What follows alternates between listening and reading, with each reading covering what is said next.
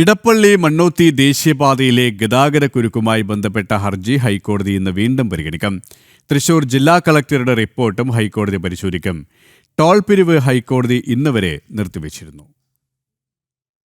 Paliyekkara toll പിരിവ് തടഞ്ഞ ഇടക്കാല ഉത്തരവിന്റെ കാലാവധി ഹൈക്കോടതി ഇന്ന് വരെ നീട്ടിയിരുന്നു. പൊതുതാൽപര്യം സംരക്ഷിക്കുകയാണ് ലക്ഷ്യമെന്ന് പറഞ്ഞ ഹൈക്കോടതി ആരും തോൽക്കണമെന്ന് താൽപര്യമില്ലെന്നും പരാതികൾ മോണിറ്ററിംഗ് കമ്മിറ്റി മുൻപാകെ ഉന്നയിക്കാമെന്നും കഴിഞ്ഞ ദിവസം വ്യക്തമാക്കി. പരാതികൾ ജില്ലാ കളക്ടർ പരിശോധിച്ച് തീരുമാനമെടുത്തതിന്റെ വിശദമായിട്ടുള്ള റിപ്പോർട്ട് ഇന്ന് ഹൈക്കോടതിയിൽ സമർപ്പിച്ചേക്കും.